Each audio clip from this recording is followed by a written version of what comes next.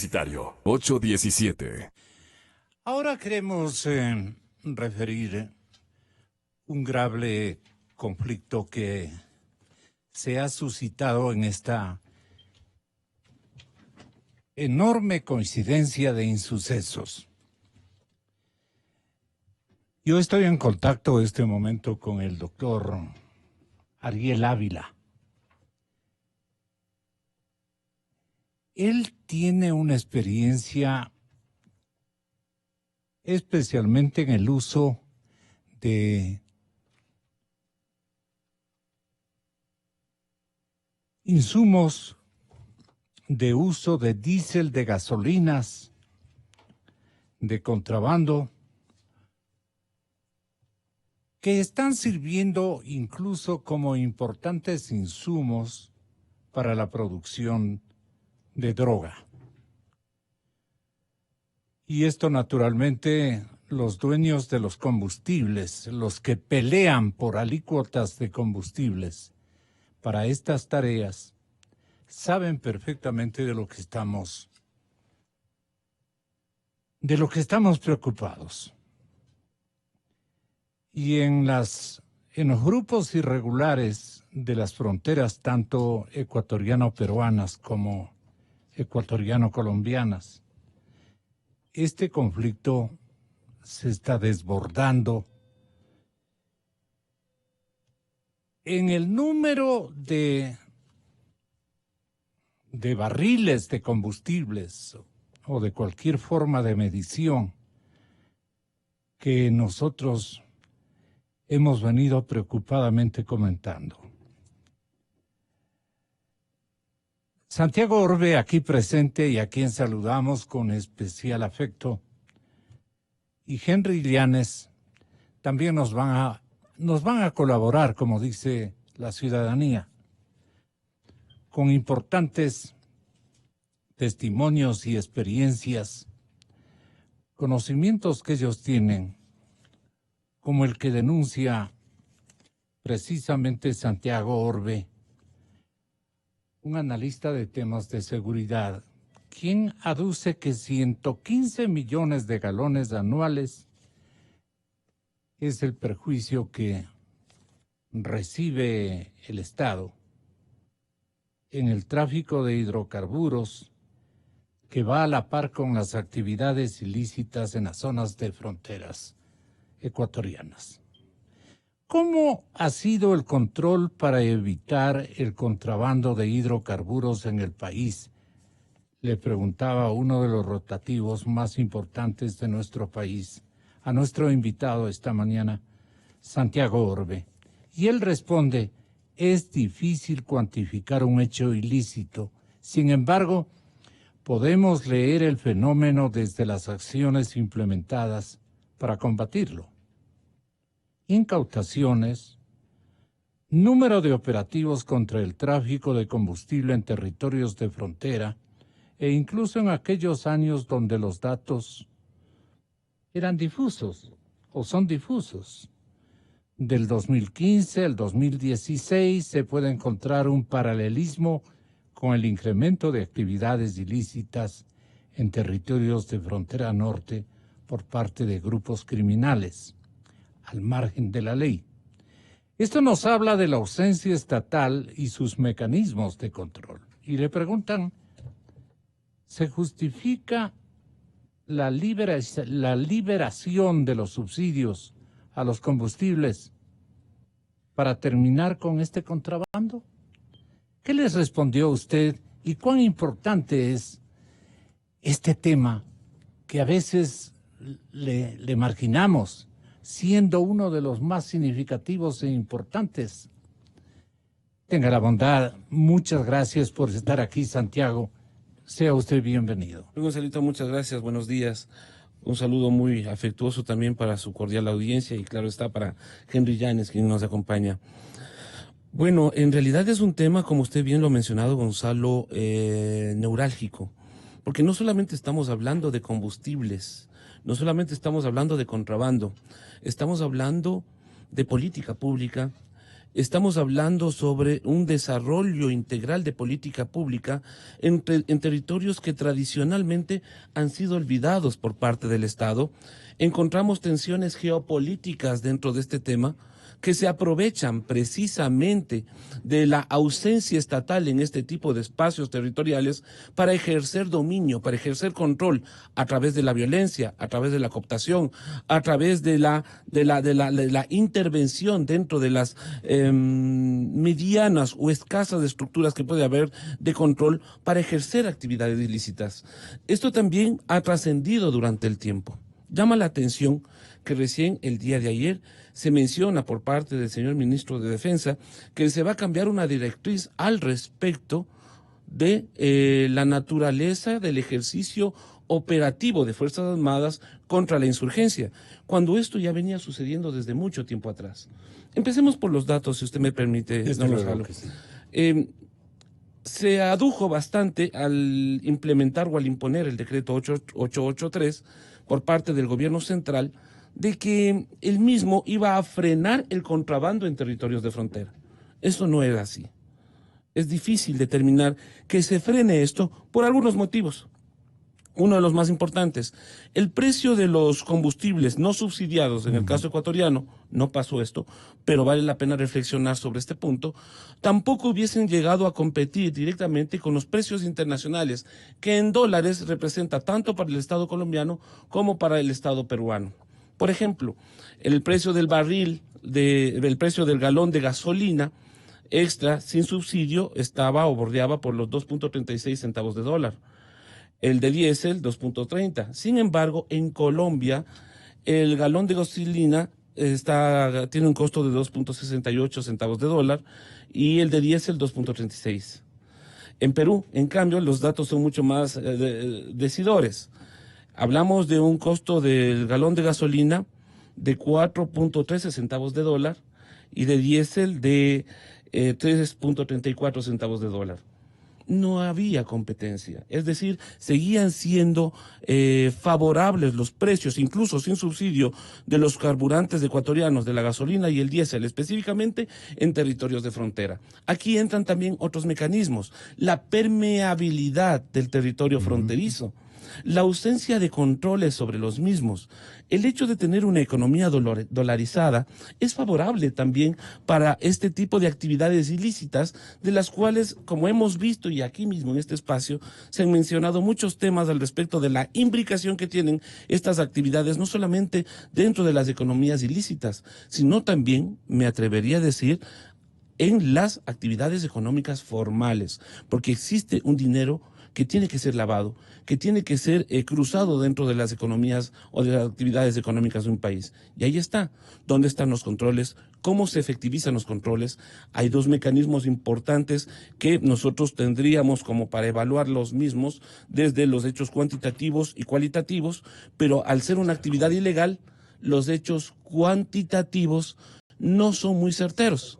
Sin embargo, los hechos cualitativos nos hablan de algunos elementos que no son solamente factores económicos, sino también factores políticos. Y ahí podemos ver toda esta conflagración interna social, podemos ver todos estos elementos de crisis que cruzan precisamente incluso, querido Gonzalo, los hechos que estamos atravesando, tanto en Ecuador que atravesamos hace unos días, como en Chile, en este momento, nos hablan precisamente de la incapacidad de entender la fenomenología social actual. Debilitadas las relaciones sociales, se estimulan nuevas formas de movilización. Un cambio económico rápido genera demandas que exceden la capacidad de respuesta de las instituciones. Un claro ejemplo es la implementación o la imposición del decreto 883. Todo esto se pudo haber evitado con una mediación o una comprensión del fenómeno. Se habla mucho de los sistemas de inteligencia. Todo esto se tiene que ver. Y ahí entra directamente el fenómeno del contrabando de combustible. Bueno, es una siesta muy dilatada e irresponsable. No sé si pueda opinar. Esto desalienta, Henry. Sí, muchas gracias, querido Gonzalo. Un buen día. Bienvenido. Un buen día para usted, para la personal de la radio, la audiencia y para Santiago Orbe. A ver, el tema de la de estos enormes perjuicios en la parte del manejo de la política petrolera. Tiene algunos capítulos, pero como no vamos a hablar de todos, sino de uno. Está en la política de comercialización de los derivados de los hidrocarburos, y eso tiene relación también con la industrialización de los hidrocarburos. Déjeme partir de la raíz. La ley de hidrocarburos, en el artículo 5, dispone, pongamos atención, de que la explotación de los hidrocarburos que se realice en el Ecuador o del petróleo crudo debe ser sobre la base de industrializar el petróleo crudo en el Ecuador. Y esta disposición de ley, los gobiernos desde los años 90 hasta el actual no lo han cumplido. No han cumplido. Y entonces, como no han cumplido eso, entonces tenemos dos impactos a nivel del manejo del mercado. Lo uno es los desequilibrios que existen entre las exportaciones y las importaciones de los derivados de los hidrocarburos, y lo otro es el subsidio. Déjenme darles los datos. Sucede que en el periodo 2006 al 2019, el Ecuador exportó 97.439 millones de dólares. Le pregunto a usted, ¿qué hubiese hecho el Ecuador si todo ese dinero y a Santiago se quedaba en el Ecuador? Sucede que no se quedó. Por un bolsillo entró el dinero y por el otro salió. ¿Por dónde salió? Por la compra de los derivados. ¿Sabe cuánto compramos en ese periodo 2006 al 2019?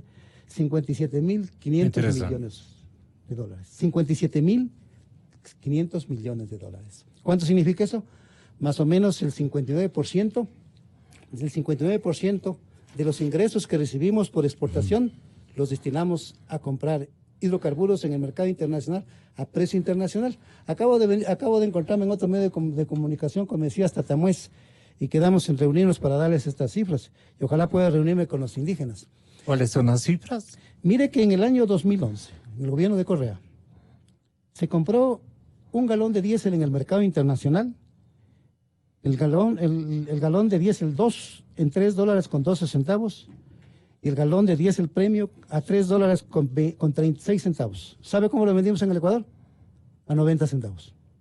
El galón.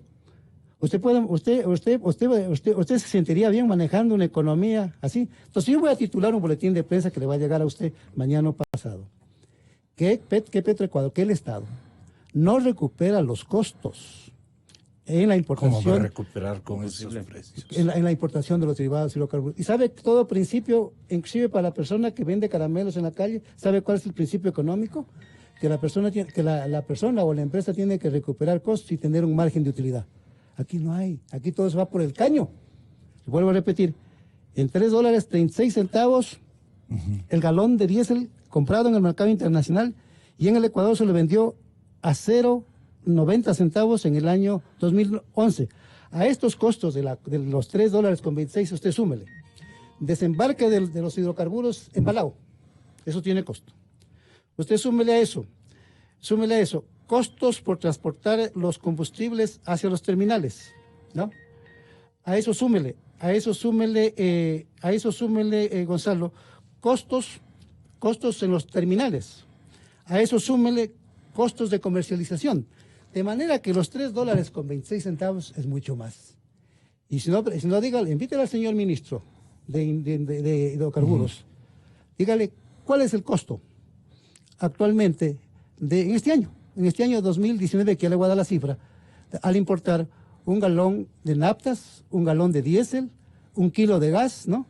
Y sumados todos los costos internos. Y finalmente, mire que en el año 2011, a este año que me estoy refiriendo, ¿sabe cuánto perdió el Ecuador solo por vender el diésel a precio que no era lo correcto? ¿Sabe cuánto perdió en el diésel? 1.319 millones de dólares. ¿Cuánto perdió en las gasolinas? 869 millones de dólares. Más en la comercialización de la gasolina extra. El monto total de pérdidas en el año 2011 fue de 2.580 millones de dólares. ¿Quién lo da el dato? El Foro de Opinión Petrolera. En el año 2011. Y mire usted Y mire usted, vamos por el lado de toda la repercusión que tiene en el macro de la economía El petrolera. foro que conducía René René Bucarán. Bucarán. Mire un estudio que hizo el diario Hoy en el año 2008 y que lo publicó años después. Pero en ese estudio decía que el 20% de la población más rica tiene una incidencia en el mercado en el 50% del consumo de los combustibles.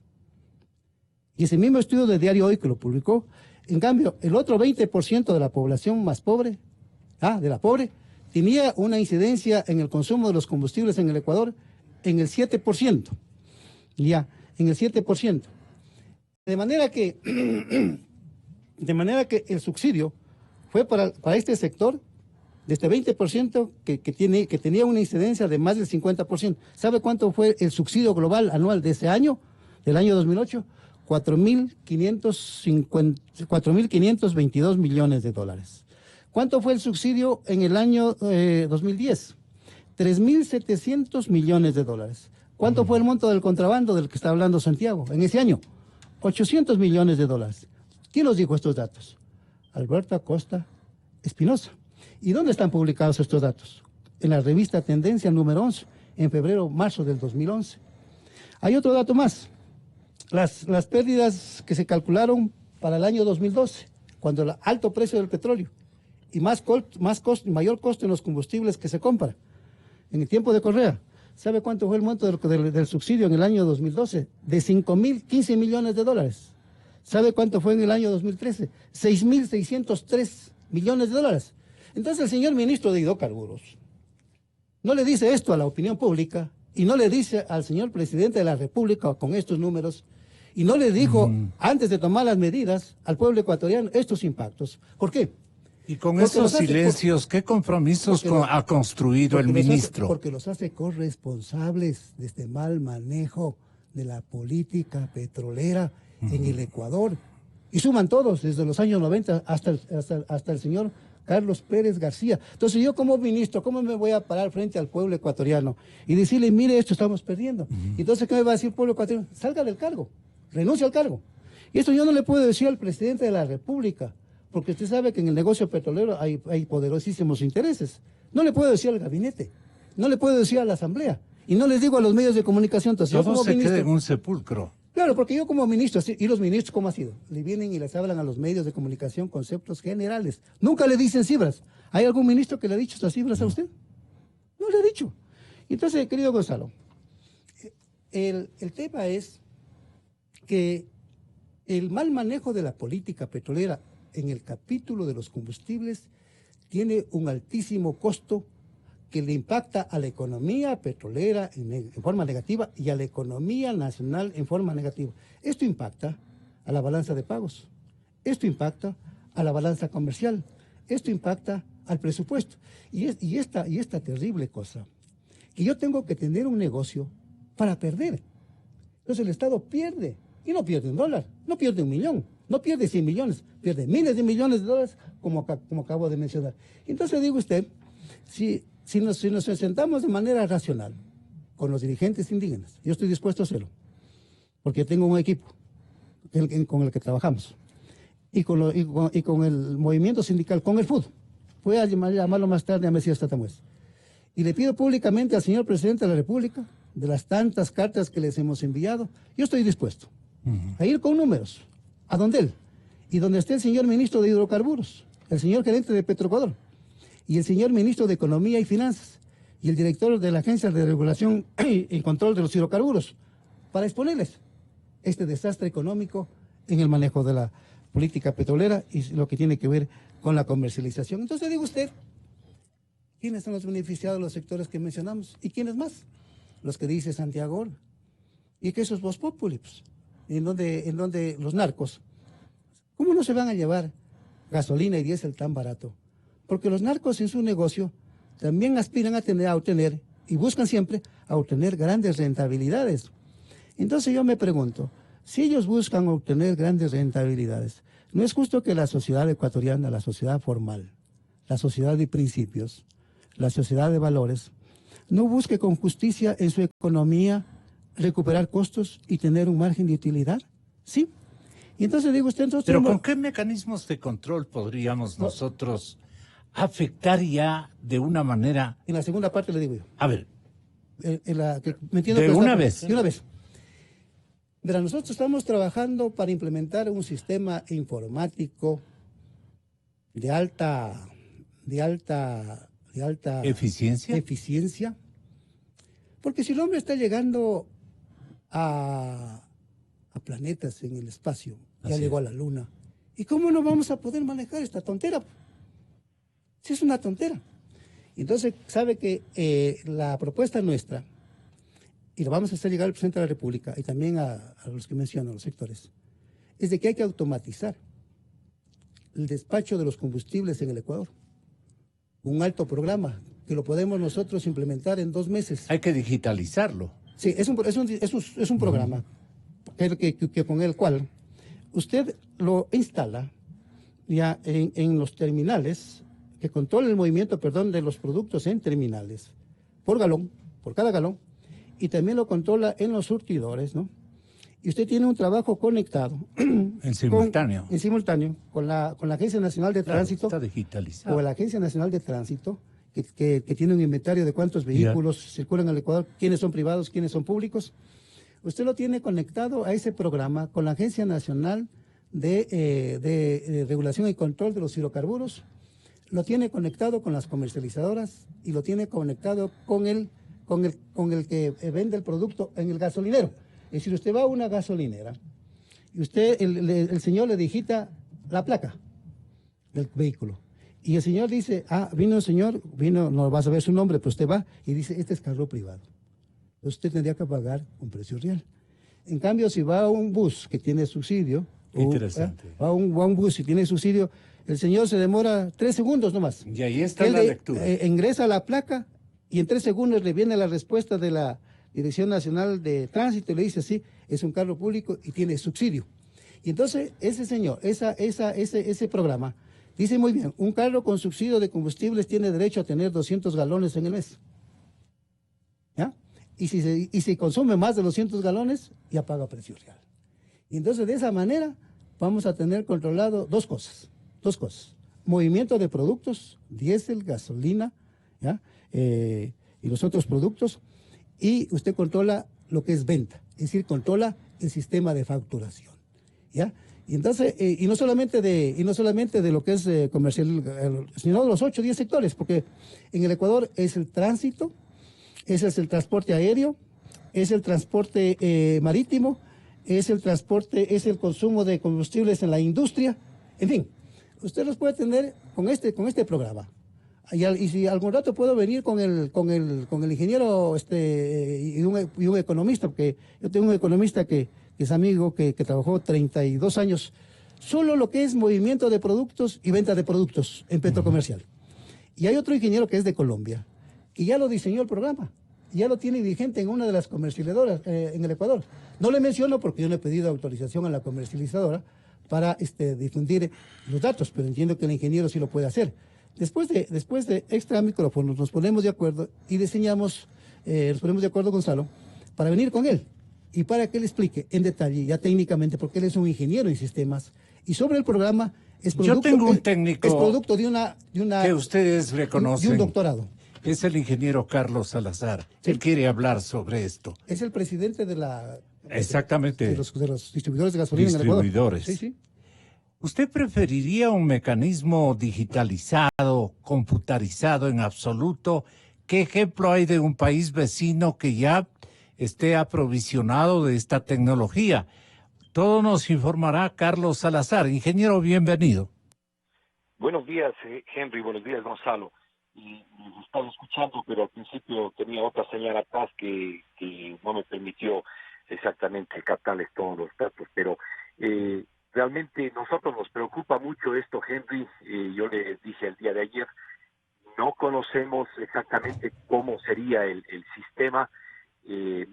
Creería que este momento no se puede implementar por el costo y lo que le veo yo muy difícil es cómo se puede liquidar ese combustible. ¿A quiénes no les interesaría la implementación de estos mecanismos? Comenzando por ustedes. A ver, es muy difícil. Nosotros no le vemos viable que teniendo un solo producto manejar dos precios. Eso en la práctica se va a volver muy complicado el liquidar. ¿Ustedes tienen un contrapunto a esto? Sí, Santiago. Claro que Carlitos, buenos días. Bueno, Ayer hablé con Carlos y Carlos tuvo esa preocupación y yo ya conversé con el técnico, dijo no. Allí el distribuidor no necesita ni instalar ni un programa, no necesita hacer un gasto adicional, sino el diseño del programa elaborado por este equipo es el que prácticamente es el que hace funcionar el sistema al 100%, porque yo tenía... Porque aglutina todos los indicadores. Claro, Carlitos, por ejemplo, yo voy con un taxi, porque supongamos que sea subsidiado. El señor de la gasolinera, del operador, lo que hace es digitar la placa y dice, sí, tiene derecho a subsidio, y simplemente con el dato que le da la Agencia Nacional de Tránsito, ya sale el valor de la factura, y el operador de la gasolinera lo que hace es cobrarme ese valor que ya le dio el sistema a través de la Agencia Nacional de Transporte, en el sentido de que es un vehículo derecho a subsidio. Y si yo voy con un carro privado, ya no tengo derecho a subsidio y entonces cobra normalmente. Entonces ya el técnico ya me despejó, no hay ningún contratiempo. Yo le dije, ¿en qué tiempo puede estar el operador despachando el combustible a sus clientes en donde están carros subsidiados con combustible y vehículos? No, 3 segundos. No es nada, 3 segundos. Y le digo, no gaste el señor de la gasolinera el instalar un programa que le vaya a costar, le vaya a generar egresos o que le vaya a dificultar la operación del equipo, del surtidor. Nada, absolutamente nada. Todo funciona de manera automática a través del programa que yo tengo. ¿Usted tiene otra percepción de la tecnología y los efectos que produciría? ¿A quién perjudicaría, ingeniero Salazar? A ver, no entendería yo cómo a la gasolinera se le va a liquidar galones de diésel, por decirle por un ejemplo. Si es que 1.000 vende con subsidio y 5.000 vende sin subsidio, ¿cómo se le liquida? Además, usted sabe, Henry, por la experiencia que tiene, que los combustibles no es como usted comprara botellas de Coca-Cola, que compra 1.000 botellas y vende 1.000 botellas. El combustible se contrae y se expande dependiendo de la temperatura, y no compra usted 1.000 y vende 1.000 exacto.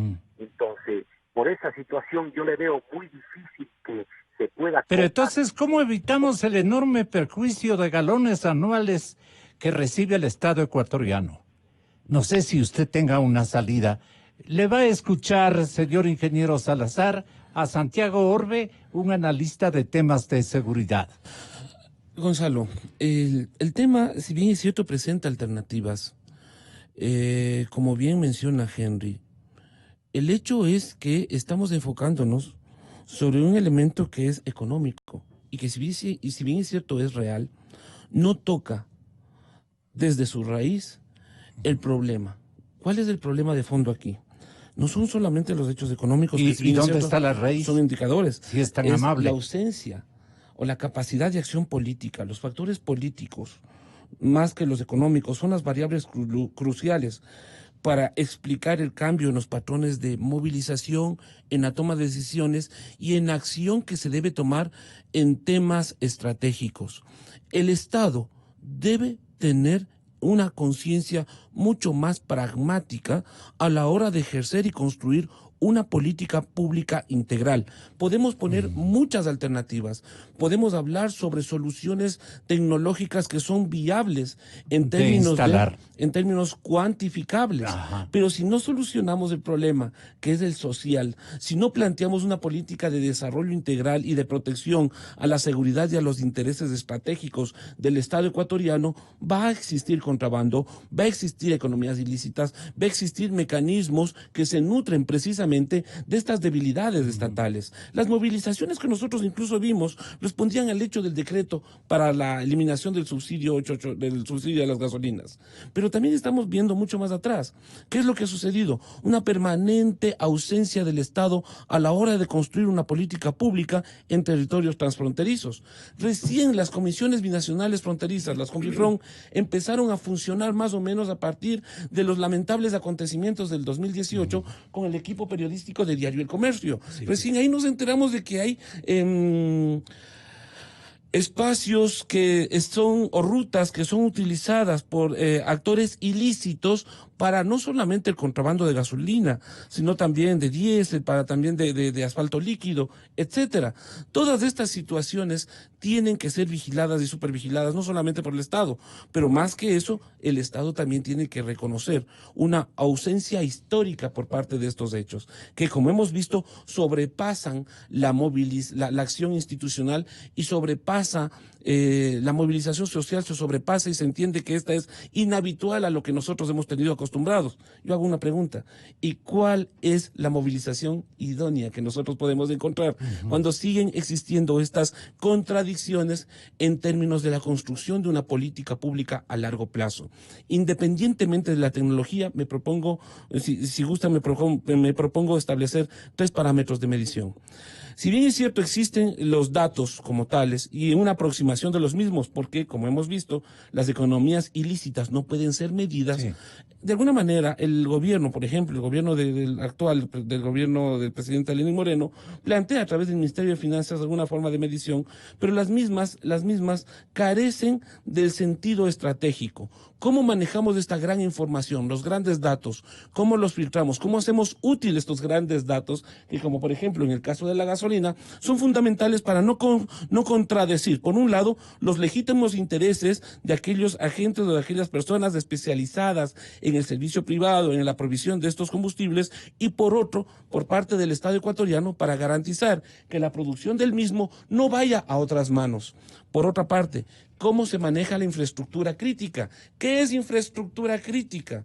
¿Dónde están las refinerías? ¿Qué pasó con la producción petrolera en los días del paro y ahora, después de subsanados de alguna manera, porque parecería que ahora recién van a empezar las retaliaciones por parte del gobierno? Sin embargo, esto desmitifica también la lógica del diálogo, es decir, todavía no se han aprendido las lecciones al respecto de lo que implica estar en un gobierno central.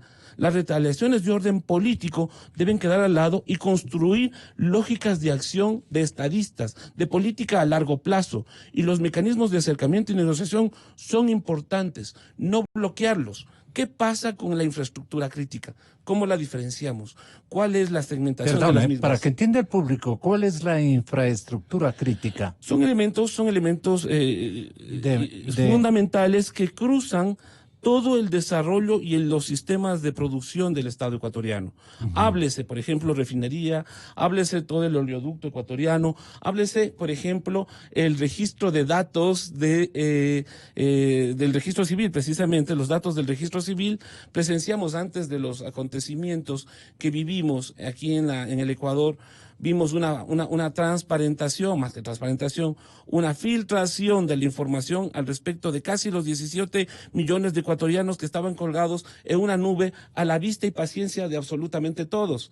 ¿Cómo se manejan estos datos particulares? ¿Por qué es importante saber esto? Claro. Porque al controlarlos, nosotros podríamos saber cuáles son los mecanismos y las capacidades de la acción ilícita al respecto del ejercicio de utilizar estos elementos de vinculación, como el financiero, como lavado de activos, como la presencia de bandas criminales organizadas, porque por ejemplo lo de Buenos Aires en las minas no es que apareció hace unos meses, pasó hace mucho tiempo. En la provincia de Bolívar está sucediendo lo mismo. Hay economías ilegales que están financiando el aparecimiento de estos mecanismos y de todo un aparataje para la producción ilegal, para la minería ilegal. Y esto no se queda en el Ecuador, como bien se lo ha mencionado. Sí. Esto es una forma de construir una política pública. El tema, ingeniero Carlos Salazar, es que el tráfico de hidrocarburos, como sostiene Santiago Orbe, va a la par con actividades ilícitas, especialmente en las zonas de frontera. ¿Qué remedio le pone usted a esta circunstancia? Plenamente de acuerdo con lo que ha indicado Santiago. Santiago. Mientras no se pueda sincerar los precios y tener un precio internacional a nivel frontera mínimo y a nivel país, el negocio del contrabando persistirá, porque es igual que el narcotráfico, porque existe una brecha. Pero a los contrabandistas, ¿qué les preocupa en el sentido de que no se dañe el negocio? Porque mientras esté el precio bajo, seguirá el contrabando pues floreciendo, porque hay la diferencia de precio, mientras solamente se puede contrarrestar el contrabando cuando se suba el precio del combustible. Mientras haya diferencias... No necesariamente, dice Santiago Orbe. Escúchele, por favor, ingeniero. Existen condiciones de olvido histórico en términos políticos. Estas condiciones de olvido histórico por parte de los gobiernos hacen que estos territorios transfronterizos sean el escenario ideal para actividades ilícitas. Podemos hablar del levantamiento de los subsidios que generó este caos social. Muy bien, se retrotrae en el tiempo, se corrige esta decisión y se busca un diálogo. De acuerdo, esto pudo haber sido desarrollado mucho antes de tanta muerte y tanto desorden. El tema fundamental, y a lo que quiero ir, es que mientras no exista una política de desarrollo en territorios de frontera, las economías ilícitas van a trabajar, van a funcionar. Como hemos visto, sí, es verdad, el sinceramiento del precio del galón de combustible tiene que tener un nivel de competencia internacional que permita o aminore de alguna manera la actividad ilícita del contrabando. Pero esto no es todo. Esto no es suficiente, porque como hemos visto en territorios transfronterizos, no solamente se adolece de servicios básicos, sino también de la presencia o del ejercicio soberano de la construcción de la defensa y la seguridad en territorios de frontera. En tal sentido, las economías ilícitas ven esto como un caldo de cultivo ideal. Ahora, y no les interesa armonizar ningún tipo de precios, ni tarifas, ni leyes, ni cosa por el estilo. ¿Estoy yo no cierto? Así es, o sea, hay un artículo que voy a tratar de ir a buscar, que escribió un hombre de la Fuerza Naval. ¿Para qué nos sirve jubilado, ese artículo? Un hombre de la Fuerza Naval jubilado, que tituló "Hay que ponerle coto a la hidra". La hidra es una culebra venenosa. ¿Ya? Y entonces el hombre, el ex ¿Pero miembro, qué efecto comparativo trae usted? porque él decía que el gran contrabando es una hidra. están una hidra, y sobre todo por vía marítima, en donde están los grandes buques tanques en aguas profundas. Y son alimentados con el diésel. ¿Así tan sofisticado es el negocio? Sí, él lo menciona. Y él dice que retiran de los terminales el diésel por las gasolinas y los vuelven a tanquear a sus grandes buques tanques. Y él decía, 45 años se han hecho multimillonarios, a costa de la pobreza de esta nación. Y entonces yo, por ejemplo, siempre he estado en desacuerdo ir a una política global de precios reales. Porque, por ejemplo, en este año, que era la equivocación que hizo el gobierno, si tenemos un decrecimiento de la economía en medio punto, y tenemos una población pobre que está en 5.150.000 personas, y de esa población, 4.400.000 personas reciben $3 diarios, y de esos 4.4 millones que reciben $3 diarios, hay 1,5 millones que recibe $1.50. Entonces la pregunta es, ¿pongo precios reales para en una sociedad en estas condiciones? No. Hay que focalizar. Y la tecnología, ya nos vamos a reunir con Carlos y yo estoy por tener un diálogo con él la próxima semana, es de que él lo nota y la preocupación dice, yo tengo que vender un precio subsidiado. ¿Cómo es eso? Él dice, así como yo con la propuesta mía. Y lo que yo le entiendo a él es que dice, y ahora, si yo vendo un precio subsidiado, ¿y cómo me llega a mí el producto? Le llega a él también el producto subsidiado, porque no le va a llegar a él a un precio real para que venda a subsidiado en la gasolinera. No, él recibe un precio subsidiado. Pero todo partiría de una armonización. Claro. Entre todos los vecinos. Entre todos. Usted controla con el sistema movimiento de productos, cada galón en el Ecuador. Y controla facturación, de manera automatizada.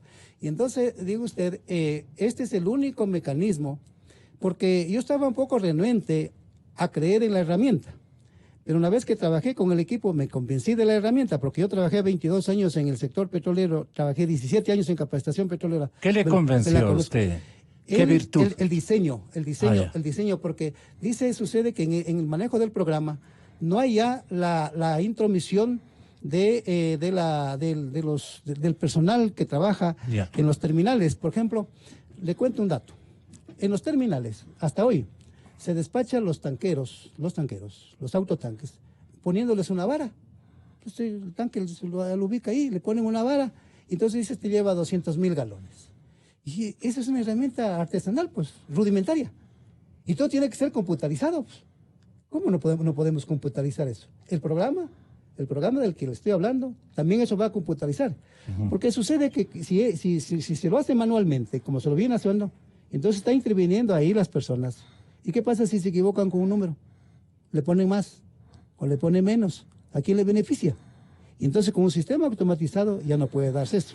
Estamos de acuerdo que solamente el sistema computarizado sí, traería buenos resultados. Así es. Ahora, ¿quién se opone a esta innovación, ingeniero Salazar? A ver, perdón, una aclaración. Sí, claro. No es, como indica Henry, mil disculpas, el sistema el despacho en los terminales sí es computarizado. No es la varilla que se mide el tanquero es una referencia, pero el despacho es computarizado. Y esos datos los maneja Petroecuador en los terminales. Desgraciadamente, miren, no nos hagamos... Es decir, no se mide desde el tanque, sino desde el instrumento que cuenta los galones que entran al tanque. ¿Algo de eso nos quiere referir? Es electrónico el despacho con los... O el milagro está en el tanque. ¿Perdón? ¿O el milagro está en el tanque? No nos hagamos bolas. A ver, seamos claros. Vea, una cosa muy sencilla. Mientras tengamos un precio subsidiado y un precio barato, así es, seguirá existiendo el contrabando. La gente se da modos porque el negocio es súper rentable. La única forma de contrarrestar eso es sincerando los precios. Ahora, si se quiere focalizar, se tiene que encontrar un método para compensar a los beneficiarios de este producto de una forma directa, pero el precio en las gasolineras tiene que manejarse un precio sin subsidio para que no exista el método y en los terminales tiene que manejarse los precios sin subsidio. ¿A quién les interesa no armonizar los precios internacionales, ingeniero? Pues a los contrabandistas, pues a la gente que maneja irregularmente el negocio. Pues a esos son los que quieren seguir manejando el precio bajo. Pero hasta ahora no entiendo dónde están las manos de los contrabandistas. Las manos, las ideas, las estratagemas, los cálculos. En el año 2007 sí, se dio una ley contra el contrabando que sanciona con multas de 0 a 500 salarios básicos unificados la primera vez, de 501 a 1,000 salarios básicos la segunda vez, y la tercera vez desde 1,001 salarios básicos a 2,000 salarios básicos. Estamos hablando de cantidades extraordinariamente altas. Y así no se ha podido contrarrestar el contrabando. Porque el negocio es súper rentable, la gente se da modos, la gente... Plantee usted, ingeniero, la solución macro. Total. Macro, sincerar los precios y manejar precios... ¿Quiénes tienen que legislar en ese sentido? ¿Quiénes tienen que ponerse de acuerdo? ¿Qué estamentos administrativos? Bueno, de toda la región, ¿no? Quiero entender. El presidente de la República... Petro. El presidente de la República tiene la potestad de manejar los precios según la ley de hidrocarburos. ¿Sí? Yeah. Y es él quien fija, y de hecho por decreto... Ahí ponen amigazos los presidentes. Y tienen que encontrarse y tienen que consensuarse con los integrantes de la economía, como son los grupos minoritarios de los indígenas, que en este caso han reclamado, y tiene que encontrarse y consensuarse un método para compensar y que sean beneficiarios, pero entregándoles un beneficio de otra forma, devolviéndoles el dinero, haciéndole nota de crédito, y dándoles en el bono, cualquier otro método, pero los precios de los combustibles, para que no exista más contrabando, tienen que ser precios internacionales. Así todo existirá, porque Perú tiene todavía un precio bastante mayor que el precio internacional, porque en Perú les ponen impuestos a los combustibles adicionalmente al precio indexado Pero al mercado internacional. las computadoras resolverían el problema, Santiago. Evidentemente no. Evidentemente no. Estoy equivocado. Bueno, creo que es una lectura... Manipulada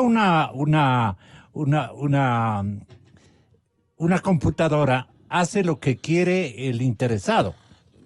Usted dice... Gonzalo, todo es susceptible de manipulación en términos de tecnología. Claro. ¿Sí? No quiero decir que esto no va a funcionar, no quiero decir que esto es la solución definitiva. Creo que hay que buscar el marco de la integralidad en términos de aminorar las tensiones de orden político, económico. No hay que desvincular lo uno de lo otro, porque si no vemos lo que está sucediendo en Ecuador, vemos lo que está pasando en Chile, lo que sucedió en Ecuador. Esta desvinculación, esta ruptura hace que se exacerben de por sí ya las elevadas tensiones sociales que, como hemos visto, están respondiendo a otras dinámicas de comportamiento y de conducta. Se ponen a flor de piel o se avisoran más elementos de violencia, dadas las contradicciones y la incapacidad o la inoperancia de los gobiernos centrales para entender las sensibilidades de la población en su conjunto. Sigue habiendo corrupción, sigue habiendo ausencia de toma de decisiones a la hora de manejar temas estratégicos, vemos una desvinculación y se favorecen términos de acción operativa sin ser opciones de orden preventivo por parte de las agencias estatales de seguridad y defensa. Vemos que la ciudadanía no se siente representada en las instituciones, ya que las mismas sirven como mecanismos de represión y no son como mecanismos de protección. Nos olvidamos de territorios de frontera y los mismos se considera que a través de un mecanismo de evaluación, sea tecnológico, sea de un ordenamiento de seguridad directo, control sobre los plazos fronterizos, puede solucionarse o incluso la eliminación del subsidio. Pero la cuestión es que las economías ilícitas buscan mecanismos permanentes sobre los espacios de permeabilidad estatal. Si queremos arreglar lo uno, vamos desde el hecho político. ¿Cuál es la política integral que el Estado ecuatoriano ha presentado para que territorios de frontera puedan incluirse dentro de la mecánica de desarrollo y de producción que se está proponiendo? Ahí dio en el clavo Santiago Orbe, señor ingeniero Salazar. Querido Henry Llanes, tengan la bondad de opinar. De lo que dice Santiago, él menciona de que es el tema de las políticas públicas, y es verdad. Las políticas públicas... ¿Quién diseña las políticas los públicas? Gobiernos y los funcionarios públicos. ¿Pero a qué momento se ponen de acuerdo los funcionarios públicos? No se ponen de acuerdo muchos o varios por 4 factores. No tienen visión. A nombre de sus pueblos, ¿a qué momento se ponen de acuerdo? No por el beneficio de ellos, Sí, por la conveniencia, digamos, transnacional. Claro, hasta ahora han primado más bien los intereses de estos sectores vinculados. Eso le digo. Al negocio de los hidrocarburos. Ya. Ellos son los que se han impuesto y quien ha recibido el sacrificio es la sociedad ecuatoriana. Pero quiero decirle, Gonzalo, y para ir donde lo que dice Santiago, aquí depende mucho de las personas, inclusive más allá del concepto de la política pública. ¿Quién es la persona que está gobernando? ¿O quién es la persona que está en una entidad pública? Y lo que yo les digo a los señores del sector petrolero desde los años 90, con algunas excepciones, ¿sabe qué les ha faltado? Visión de manejo de la industria petrolera. ¿Sabe que algo más les ha faltado? Talento para manejar la industria petrolera. ¿Sabe qué más les ha faltado a los señores de la industria petrolera? Es compromiso social. Es compromiso social. Y luego estar cubiertos de valores éticos y morales. Entonces, con esas 4... Pero esa es formación, No, bien es formación. complicado. Y si no le pone... Vea, yo venía pensando en el camino. ¿A quién de los compañeros? Yo he tenido compañeros lúcidos, por ejemplo, ingenieros en yacimientos, ingenieros en producción, ingenieros en industrialización, economistas especializados en la industria petrolera, 20, 30 años. Ninguno de ellos ha sido gerente de Petroecuador. Ninguno de ellos ha sido presidente ejecutivo de Petroecuador. Ninguno de ellos ha estado de subsecretario o en esa agencia de regulación, que es absurdo tenerla bajo el ministerio. Esa agencia, nos dijimos, eso debe estar fuera, debe ser una superintendencia de hidrocarburos. Entonces, ¿quiénes van? Ahí prima lo que dice Santiago. Las relaciones políticas, los compromisos políticos, las adhesiones políticas, y claro, han ido a desempeñar políticas de gobierno y a manejar políticas públicas gente que ha desconocido totalmente el manejo institucional. Sobre las fortalezas de las instituciones no conocen, sobre las debilidades de las instituciones no conocen, sobre las amenazas que tienen las instituciones no conocen. Porque O se hacen los que no conocen. O se hacen los que no conocen. Pero es que una persona que en Petroecuador desfilaron unos cuantos individuos que no sabían las vocales, ni el abecedario de la industria petrolera, pero eran gerentes. 8 llegaban a ser ministros. Y hoy son multimillonarios. Claro, se metieron en negocio. Hay un señor que creció, ahora es un potentado. Ah, y se quedan en el negocio. Claro. Hay un señor que empezó a hacer tornos, una cosa de esas, unas válvulas. Ahora es contratista de exploración y explotación de hidrocarburos. ¿Sabe quiénes se sacaron la lotería cuando salió Texaco? Y como lo dice el doctor Luis Arauz, todas las empresas petroleras que empezaron a contratar con el Estado a partir de los años 90, los que se sintieron más felices con la salida de Texaco fueron ellos. Es un hombre Lucho Arauz honesto. lo dice. Los que se sintieron más felices con la salida de Texaco fueron todos los contratistas en exploración y explotación de hidrocarburos que han retaseado la contratación petrolera en este país. ¿En qué quedamos entonces, caballeros? Bueno. ¿En qué quedamos, ingeniero Salazar? Hay que dialogar, ponernos de acuerdo. ¿Y saben cuál es el mal de todo esto? ¿Saben cuál es el problema de todo esto? Haber tenido un monopolio. Un solo proveedor y monopolio. Ese es el gran problema, que no han sido eficientes. ¿Qué hubo que dispersar? Hubiéramos tenido otros resultados. Hay otro detalle que no se ha analizado, que distorsiona el mercado, que es el mal uso del combustible. Fíjense, en el país internamente se manejan diferentes precios. El sector automotriz tiene el precio subsidiado justamente en este momento de $1.37, pero la industria minera y varias otras industrias tienen ya precio internacional. Entonces, la gente se da modos a sí mismo de conseguir ese combustible subsidiado para usar en las industrias. Entonces, eso también distorsiona el mercado. No es solamente el contrabando el problema. Mientras se tuviera un precio sincerado, sin subsidio, se va a arreglar muchísimo todos esos problemas que tiene el mercado. ¿Aló? Sí, le estamos escuchando. Entonces eso se corrige solamente cuando se eliminen los subsidios de los combustibles. Mientras tanto, seguiremos manejando distorsiones, mal uso de combustibles, el subsidio no llega a quien tiene que llegarle y el mercado se distorsiona. Entonces, la solución es encontrar métodos para focalizar o para compensar a los beneficiarios que deben obtener un subsidio. Pero el precio tiene que manejarse un solo precio y sin subsidio. Yo creo que Gonzalo, la clave ¿Henry Llanes? La clave está, Gonzalo y Carlos, es en dialogar y hacer una evaluación de cómo se ha manejado la política petrolera en el Ecuador. ¿Cuál es la distorsión? ¿Cuál es el dispendio? ¿Cuáles son los puntos críticos que se le escapa a la riqueza petrolera a este país y se benefician unos pocos?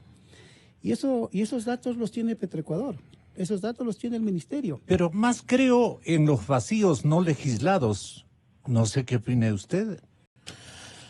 Gonzalo, el hecho es que se teme mucho la movilización social, se tiene mucho la protesta, el disenso, se teme mucho tomar decisiones de orden estructural que pueden llenar algunos vacíos dentro de la lógica fiscal de un Exactamente. Estado. Pero, sin embargo, de aquello, la movilización como tal o los disensos o las oposiciones no son amenazas. La verdadera amenaza para el pueblo ecuatoriano es la ausencia y la claridad al respecto de la toma de decisiones en el orden estratégico, sea en política internacional, sea en política de defensa y seguridad, sea en política estratégica como es la política del petróleo. En tal sentido, es importante determinar que son los estados, junto con sus gobiernos, los responsables de todo lo que está sucediendo, en tanto en cuanto no entiendan que las demandas sociales o la explosión social es el resultado que las bandas criminales y su aparataje en términos logísticos en territorios transfronterizos es el resultado de la ausencia estatal, de la irresponsabilidad de las élites a la hora de tomar decisiones con respecto a los intereses del Estado ecuatoriano. ¿Qué escenario ha sobrevivido a todas estas acechanzas, Henry? ¿Qué tenemos como disponibilidades estructurales para poder cambiar esta situación? Yo diría que hay que reestructurar a la industria petrolera en el sistema de contratación. Hay que reestructurar a la industria petrolera en el campo de gestión. Yo creo que tenemos que ir por una... ¿Quién debería manejar entonces? El gobierno debería impulsar esa política y esa legislación de la que usted menciona. Yo creo que hay que cambiar de brújula, hay que cambiar de horizonte.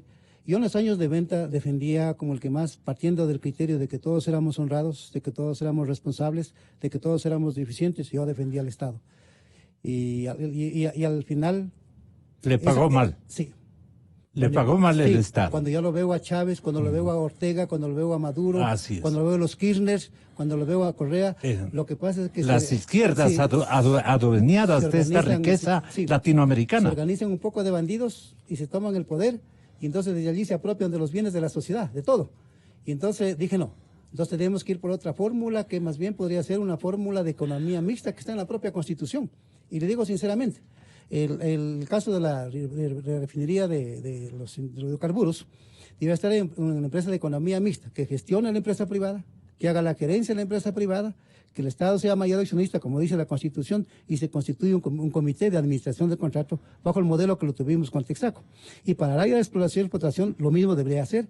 Es decir, estas burocracias que corrompieron al Estado, que corrompieron a la sociedad, ya no deberían seguir allí. Hay que cambiar y hay que reestructurar en los términos que le menciono. ¿Cuál es el desafío, Santiago? Perdóname. Y el caso de la amenaza que decía Santiago, yo no me refiero a la amenaza de los grupos ni tal caso. Yo me refiero a la amenaza institucional de carácter de gestión y económico que está dentro de las propias instituciones. Por lo menos planteemos el desafío, Santiago. Bueno, hay que dejar de ser románticos a la hora de manejar los intereses de un Estado. Uno no puede gobernar con amigos, no puede pagar los favores políticos, tiene que desentenderse de esta práctica habitual a la hora de desarrollar las dinámicas propias del poder y entender que el mismo es para servir. Y en tal sentido hay una opinión pública, hay una sociedad que es sensible ante estos hechos. Considerar que las manifestaciones sucedidas hace unos días obedecen a un hecho particular en términos económicos es debilitar y minimizar el problema estructural que está adoleciendo el Ecuador.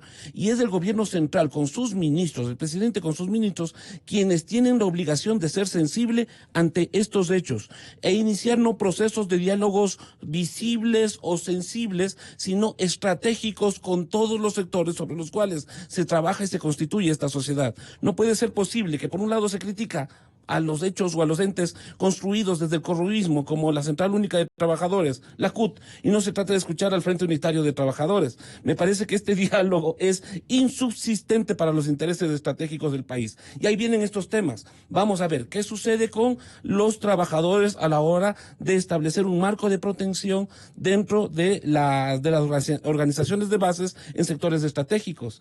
¿Cómo se maneja todo esto? Yo creo que hay una secuencia en términos estructurales, en términos institucionales, y ese es el gran reto.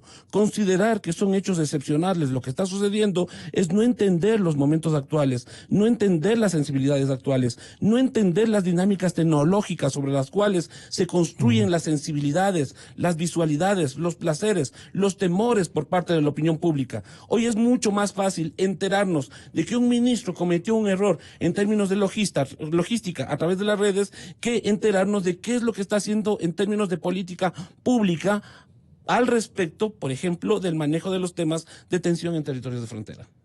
¿De qué se arrepiente el sector de la distribución? Le pregunto, ingeniero, ¿ustedes están en este momento arrepentidos de alguna práctica no tan honesta con el país? Le pregunto con franqueza, señor ingeniero Salazar. lo absoluto, nosotros no tenemos de qué arrepentirnos. Más bien, el gran problema ha sido el manejo político de los precios de los combustibles, que eso es lo que nos ha llevado por más de 40 años a tener una gran cantidad de dinero mal enfocados por el subsidio y mal gastados. Nosotros no tenemos, por supuesto, ningún arrepentimiento dentro de nuestras acciones, por favor. Para otra oportunidad nos diremos un poco más de verdades. Muchísimas gracias por esta cooperación. Buenos días.